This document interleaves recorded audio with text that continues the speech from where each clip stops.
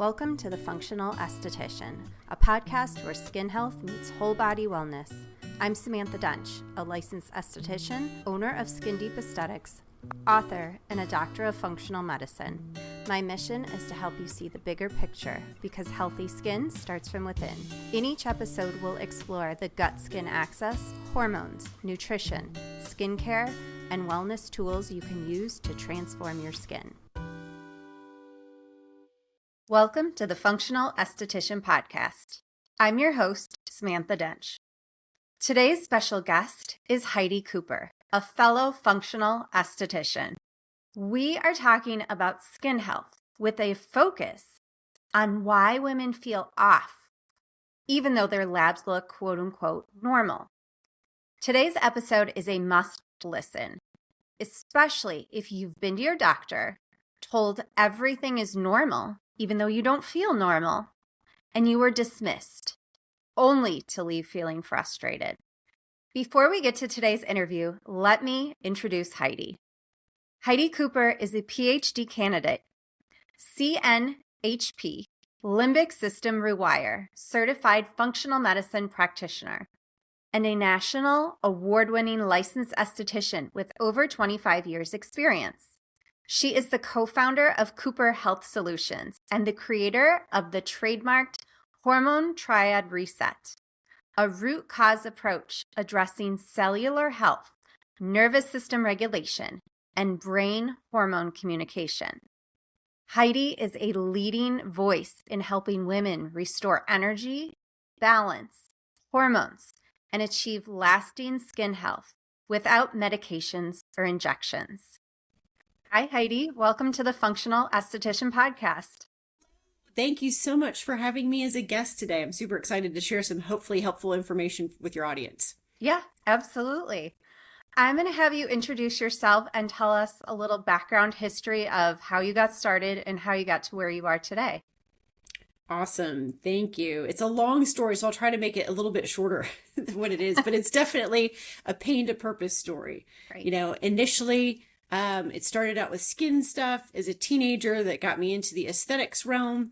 And then about 15 years ago, a lot of the stuff that I was using in the skin realm to help people naturally was not working as well. So that got me on the path to go back to school for functional medicine. And so that's really now more the focus is the functional medicine piece, a little bit more of a holistic approach to what's going on to dig a little bit deeper at those root cause reasons that some of these things are happening. So started out in aesthetics, became a CNHP, limbic system rewire functional medicine practitioner. So I do a lot of nervous system regulation work, and then just finishing up PhD work for natural medicine. So it's kind of a long path that got me here, but had some of my own health issues that kind of coincided about 15 years ago that really kind of helped spur me on in conjunction with seeing some of those things in the treatment room as well. So yeah. I feel like that's how we all get on this holistic journey. It's like we start out on one path and things kind of throw us in a different spin. Exactly. And you know how this is too, when you're working with people and you see that the things that there's more to the story to get them the solutions that they need, and they're not getting that maybe from the conventional medicine realm. I think it definitely, and I don't want to be negative about the conventional medicine realm because there's definitely a need for that. In fact, I always joke, like if I break my arm, don't take me to Whole Foods, right? Yeah, exactly. But it's just a different path for some of these chronic situations that people are dealing with. And they need more than just a medication that oftentimes is just a Band-Aid over a bullet hole. So, right. And even then, sometimes, symptoms can't even be diagnosed. Yes. And isn't that the interesting thing too, is that so many people will go and do all of this extensive testing and have these mysterious symptoms. I think that's the other thing that's been really interesting in the past, 15-ish, maybe 20 years, is people having these mysterious symptoms that, as you know, in the conventional medicine realm, they're really just looking at markers to diagnose disease. So people can be having really bizarre things happening, but there's no explanation in that realm for them either. Right. Which is such a shame because most people don't even realize that there's an alternative. Right. Right. Well, that's just not, I always explain to my clients that it's, in the conventional realm's defense, they're just not trained that way to look at it Right. that way. Right. Yep. And so, but you're right. I think because people rely so heavily on that, they think that if these, maybe a medical doctor has gone to school for this long, that they know everything. But I always explain it's just a very different type of education. Right. And as you know, like in the functional medicine realm, there's different board certifications than there are for conventional medicine. So it's just very different information and education for sure. Yeah. And even with functional medicine, like I've had clients come to me saying, "Oh, I saw this functional medicine doctor and they weren't able to help me." But most people don't realize like an MD can go get a functional medicine certificate in a weekend and start practicing without any real training or real knowledge about what functional medicine actually is.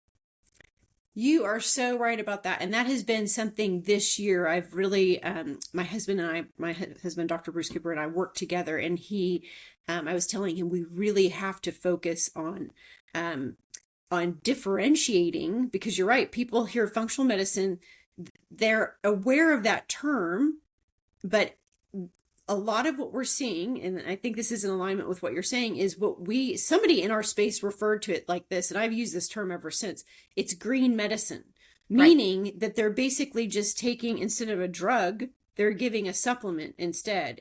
And that's not fixing the problem for people. Sure, it's great that they're receptive to doing things a little different way and not always giving a medication and that sort of thing, but we have people come to us all the time that have been on pages and pages of supplements for things because they've done lab work. And like I always use the example of, okay, so you got inflammatory markers that are high, and then they're just giving curcumin for that. And that's not really asking the question, well, why is that happening? And what's driving that inflammation? And let's look upstream to figure out some of the physiology that might be happening there that's creating that, instead of just having you stuck on curcumin forever. Yeah. You know, I know, I like to call it reverse engineering. Like, here's your symptom. Let's figure out what's causing it. And I think the difference in how we look at things too is that, you can have somebody that's got thyroid issues, for example. You could have 10 different people with thyroid issues for 10 entirely different reasons. And so when we all grew up with a conventional medicine model. Everybody gets the same medications for the same, and maybe going back to the, like the green medicine thing, they're getting the same supplements for the same issues and not really unpacking the different components as to why something might be happening for someone, Right. Yeah. And that's where the individuality comes in. Yes. Absolutely. And I think too, that's another thing. I don't know how you feel about this with, I love having the ability to share things on social media, and I love that there's more awareness for people about holistic health and healing.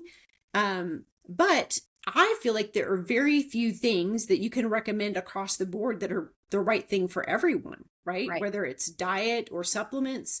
And so I always feel when people kind of get on a bandwagon with something because it worked for someone else, or there's an influencer that's promoting maybe a certain supplement or certain dietary style, it's not necessarily the best thing for everyone, right? And you're exactly right. It has to be on an individual basis. Yeah.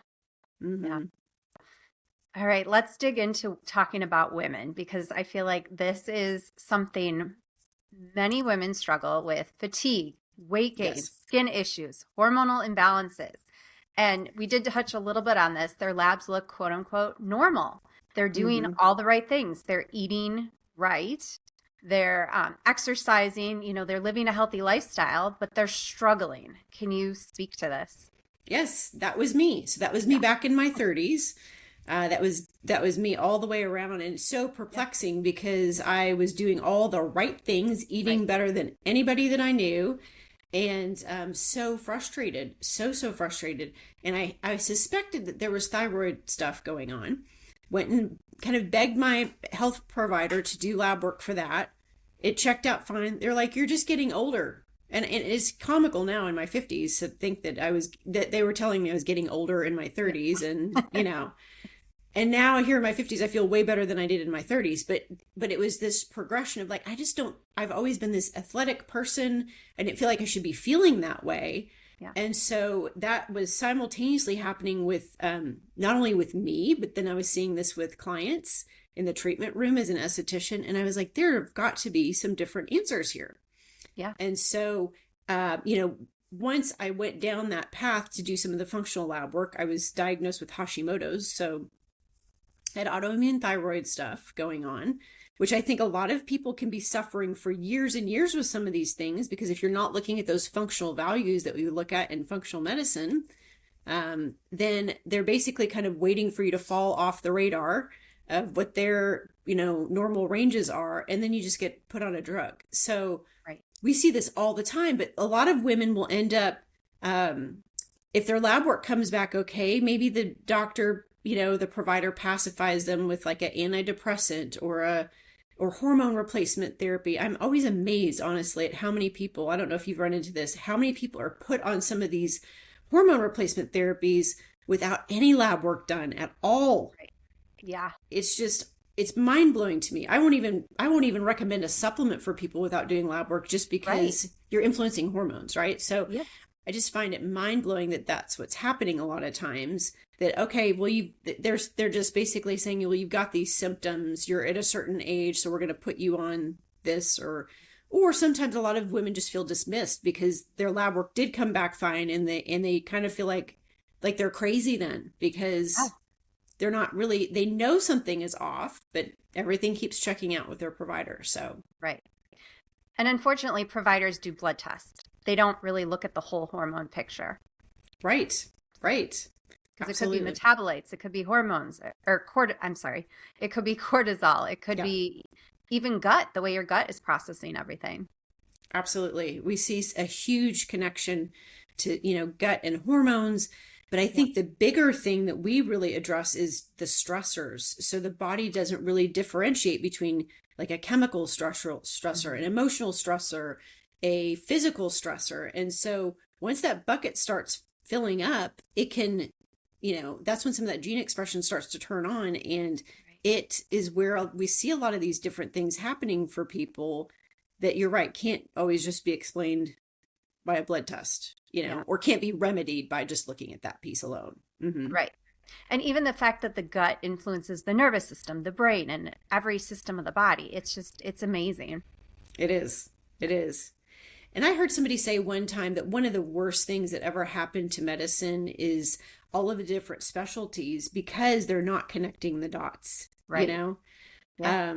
I remember, goodness, I started in aesthetics many, many years ago, all the way back in the 90s. And even back then, it was always fascinating to me that I think maybe, hopefully, this may have changed a little bit in the dermatology world. I don't know.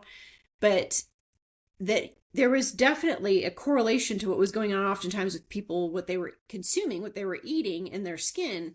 And in that realm, in the conventional realm, they were not making any association with that at all. And it was always mind-blowing to me. How could what you're eating not impact what's going on with your skin, know? And it's just that ability to connect the dots, I think, has been lost oftentimes with the specialties, because they're just focusing on that one area. Right. And how to basically alleviate symptoms with whatever medications they have in that one area, as opposed to looking at how it all works together and how to support it all. Yeah. Yeah. Because we're taught as functional medicine doctors that all systems are connected. So it's like if one system's off, it's going to snowball. But unfortunately, conventional medicine is like, oh, look at this system. Look at that system. Yes. Yeah.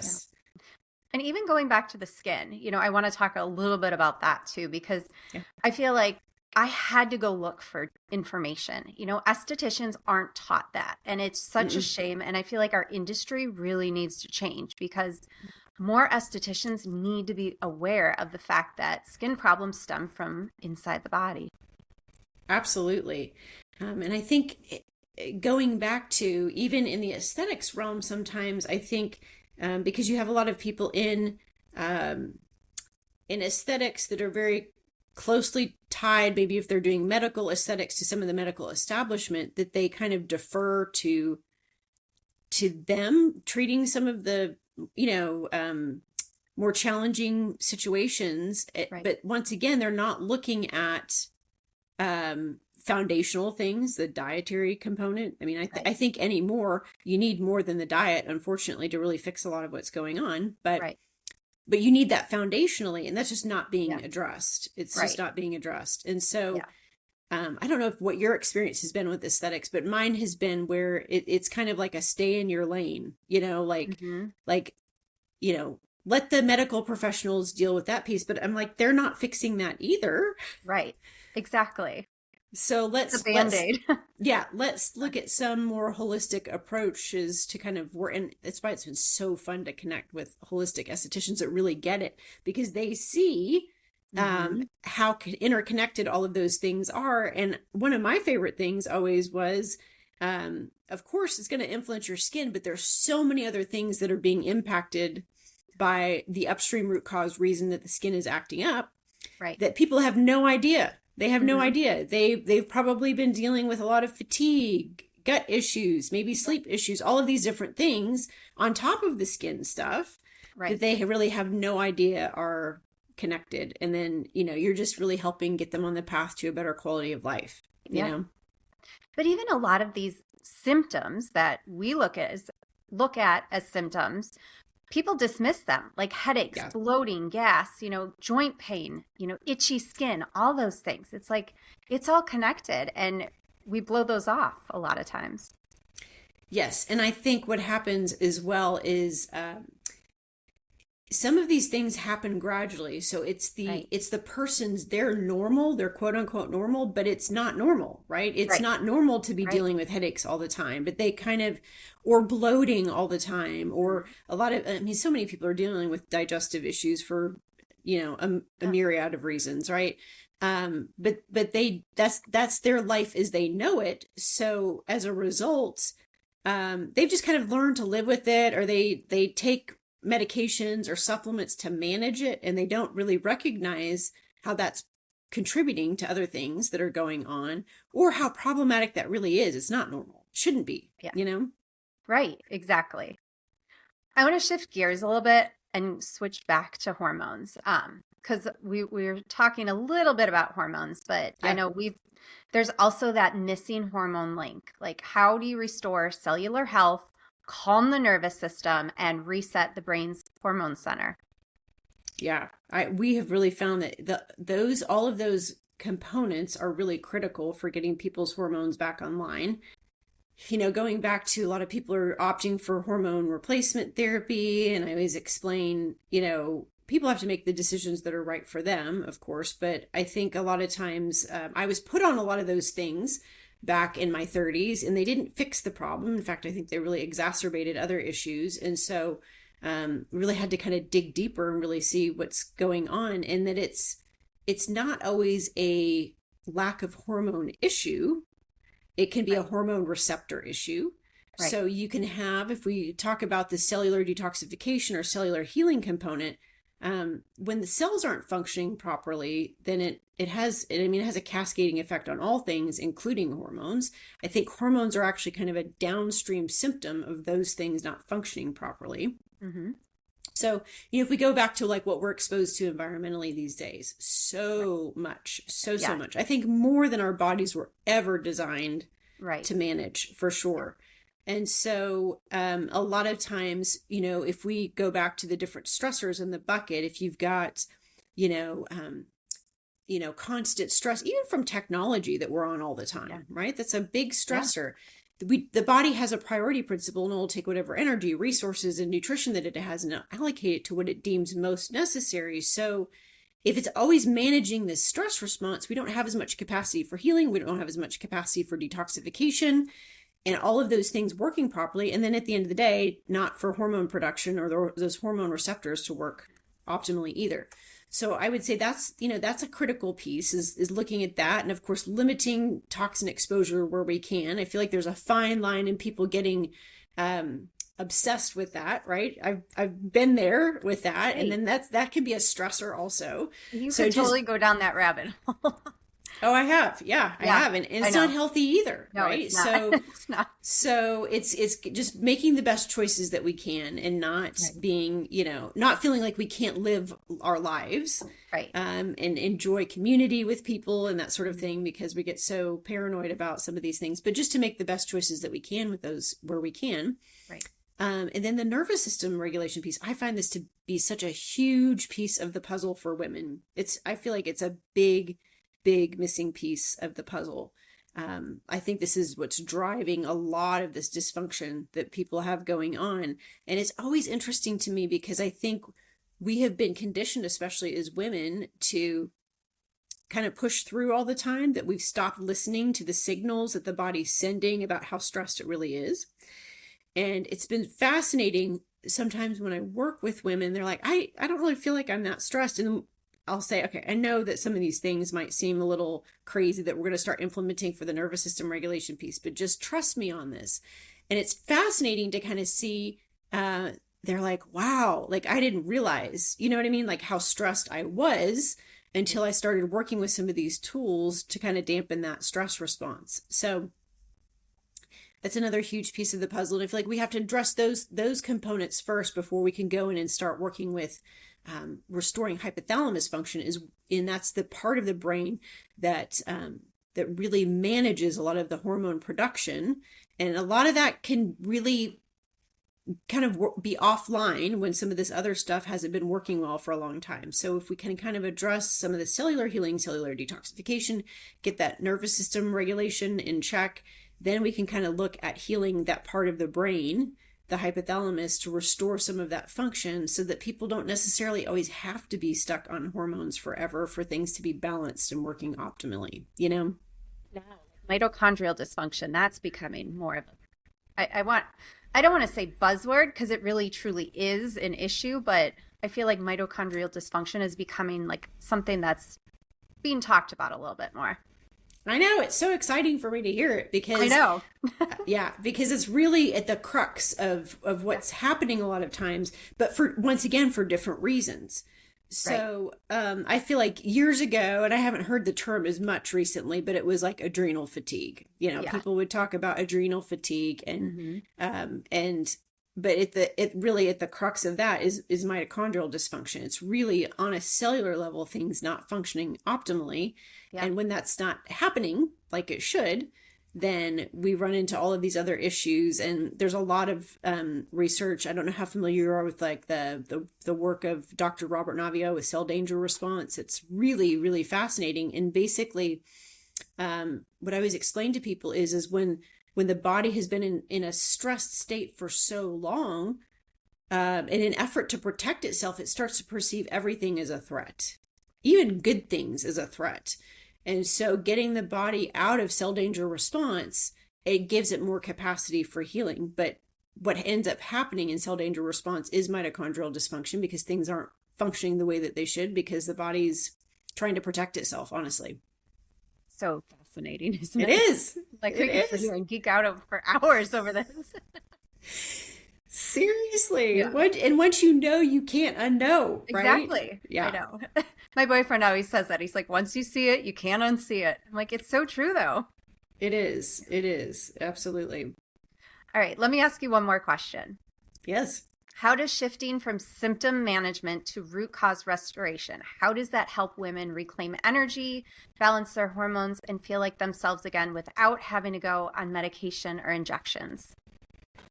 That's a great question. I think if people, and you know this too, like it's something that people really have to look at the long game strategy with this, that it's not, we're definitely a quick fix society. So I think people are, not that you can't start to see improvements early on, but it really takes time to address some of these things that oftentimes have been going on for decades, maybe for some people their entire lives, that you're really having to address and start reversing and changing patterns.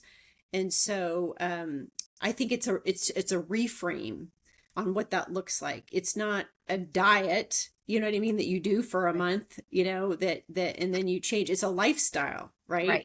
And it's just making the association of being present with your body and really recognizing the things that are supportive of the direction that you want to go or not. And I mean, with that, nobody's perfect, right? But at the same time, I think over time, what you start to notice is, and I'm sure you have as well, when you make some of the choices that aren't the best for you, you really connect the dots and you're like, it's just not worth it. It is not worth that not worth doing that any longer. Right. And so I think it's really, really important to kind of look at how people got into some of these situations and make every effort that they can to make sure that they stay on the right trajectory with things so that they don't end up where they were. I think the biggest challenge that we run into is societally, it's not very supportive of that holistic approach.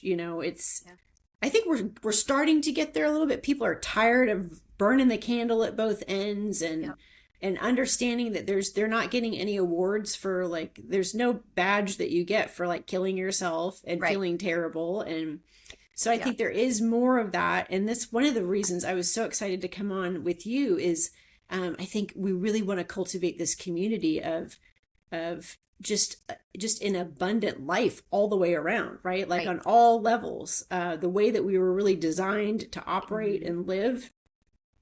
And I think if women in particular, I mean, people in general, but women in particular, because there's so many expectations there. If we can find a tribe like that supports each other in more balance of what's going on, we're going to have greater success all the way around and a better trajectory with where we're going with our health, So you mentioned a few minutes ago that women have these symptoms for years and years and years. And I think we do have this, we want to fix it right away, but we have to realize like those symptoms have been building for years and years. Do you want to talk a little bit about like what's something you could recognize and what are some simple tools that they can get started with to start to feel better?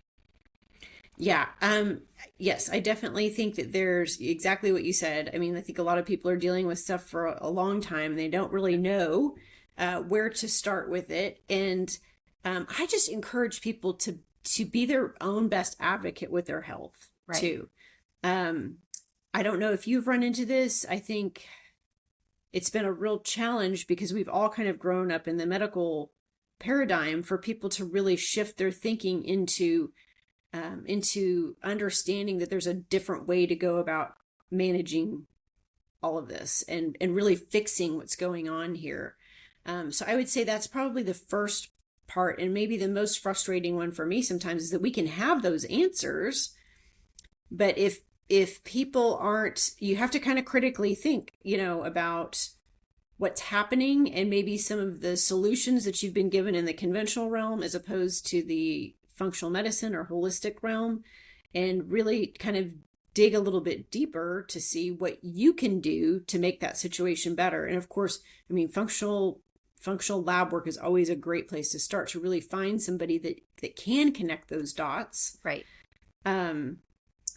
I know this is kind of a blanket statement, and it's not, I don't want to say this to not be fair to people in the medical community that are doing functional medicine, but it has been my observation, kind of what you mentioned before, that a lot of people in the medical realm that are using that functional medicine term really don't have as much of that sort of education as you would hope for them to. And so, I've actually seen the least success with people in functional medicine when their provider has come from the medical realm in general. Right. I'm just saying in general, not saying everybody, but in general, that's been the case because they're so steeped in some of those other ways of doing things and some of that other dogma that it can be really difficult for them to really embrace looking at the upstream root cause component, Right. If we're looking at cellular inflammation, that can impact many different things, and people don't realize a lot of times that is the root cause reason why some of their bizarro symptoms might be happening. And so that's kind of a fun one from that standpoint, just out of curiosity to kind of be like, oh, well, that's really what's happening here. It's not, it's not just hormones. I mean, hormones can be a downstream component of what's going on there. But I always find it interesting for people to look and be like, oh, wow, I had no idea that some of these other things that are going on are really cellular inflammation as opposed to, just hormones. Yeah, for sure. And you have a quiz for people to take, right? That they can do a little assessment on themselves. I sure do. It's a cellular inflammation quiz, and it's really pretty fascinating how some of the symptoms that you might resonate with in the quiz can connect the dots to some of what's going on a cellular level, and then kind of what we mentioned a little bit earlier with some of the mitochondrial dysfunction and all of that too. Yeah. I love that. That's awesome. And I will put the link to that in the show notes. Awesome. Yeah. Awesome. Thank you. And then one last question before we end today. I want to ask you, like, when you do labs, like when you have people come in, is there like a certain set of labs that you do on most people, or is it just case by case basis? So what we have them do, Samantha, is we'll do a pretty comprehensive clinical assessment form, and then an comprehensive intake form as well, and then look at any recent lab work that they have had done already before we recommend labs. And I feel like what we try to do, because as you know, you can spend a fortune on some of the functional labs. Right. We try to narrow it down in such a way where we're getting a lot of their symptoms and what's going on there, and can connect the dots as to what would be the most helpful place for them to start with investing in labs. Okay. Like based on that information, it really helps us dial that in so that they're, when people are spending thousands of dollars just on the lab work piece, right. We've kind of looked at that in such a way that, man, we would really like to be able to help them start moving the needle with their health, and whether it's working in a program or, right. Whatever that might look like, or get them on, kind of supported in a different way. Mm-hmm. So we try to kind of narrow it down that way first. Okay. Mm-hmm. Yeah. I love that. Yeah. I know it's so individual, which makes it fun. It is. Yeah. It is. It is. So how can our audience connect with you? Like, are you on social media? Do you have a website? Yes. Okay. Yes. So I'm on social media, _Heidi Cooper on Instagram, and then CooperHealthSolutions.com. My husband, Dr. Bruce Cooper, and I work together. And so, like I shared, this is a little bit of a pain to purpose story. I had such poor health, and I feel like there are just some really amazing answers. I just want to give your audience hope that there are answers. If you're not feeling well, there are ways to do things that can really address what's going on and change the trajectory of your health in your life. If you're in your, you could be in your 20s or 30s or 40s and dealing with some of this stuff and really change where things are headed. Or even if you're in your 50s, why not get kind of change where things are going. Right. So you have a different quality of life, moving absolutely. Mm-hmm. And I'll put the links to so they can connect with you. Great. Awesome. Yeah. Awesome. Thank you so much, Samantha. Yes. Before we close, what's one tool that you can leave our listeners with today? I would say I don't always recommend a ton with dietary stuff, but I will say whole food items, I think, are foundationally a really, really great place to start for sure. And then along with that, I think getting out in nature and going for a walk is super underrated. And so there's so much healing that can happen there too. And I think if people were consistently doing those two things, I'm not saying that that's going to fix everything, but I feel like that's a great place to start. Yeah, I love that. And it's funny because a lot of my, when clients come to see me for functional medicine, I tell them, I'm like, walk, exercise. I'm like, walking is a form of exercise. I feel like we think that you hear the word exercise, it's like you got to do these long 60-minute HIIT workouts, crazy cardio, lots of strength training. It's like, well, that works for some people. Just moving is highly beneficial. Oh, it's huge. And you're exactly right. I mean, I came from that gym background, and you have this mentality that it's like no pain, no gain. And then you start recognizing, going back to like our just overburdened nervous systems, that sometimes just pushing through these crazy workouts when the body's already so stressed really actually creates many other issues. And something simple like walking, it's a somatic exercise. And so you're killing a lot of birds with one stone. You're calming the nervous system down. You're actually getting physical activity in it at the same time. And it's so underrated. It really is. Yeah. So absolutely. I agree. Yeah. Well, Heidi, thank you so much for being here today. Thank you. I so loved it. I so loved chatting with you. Same Kindred here. spirit. Exactly. Thank you for listening. Today we had on our special guest, Heidi Cooper. We talked about why women feel off in their 30s, 40s, and 50s, and what factors may play a role. We also talked about how we ignore symptoms, and especially as women, we just keep pushing through life. Lastly, we compared the difference between conventional medicine and functional medicine, and how our mission is to help women feel better. Please check the show notes to connect with Heidi and to take her quiz. Be sure to tune in next Tuesday to episode 22. We will be digging into inflammation, what inflammation is, how it negatively impacts our body, and why ignoring signals and signs of inflammation can lead to illness. You don't want to miss this episode. And always remember, you deserve to love the skin you're in. As estheticians, we have such a unique opportunity to not only care for the skin on the surface, but to guide our clients towards deeper wellness. If this episode gave you something to think about, share it with me on Instagram @SkinDeepIL. I look forward to connecting with you there. And if you enjoyed this conversation, subscribing and reviewing the podcast helps others find these conversations too. And always remember, you deserve to love the skin you're in.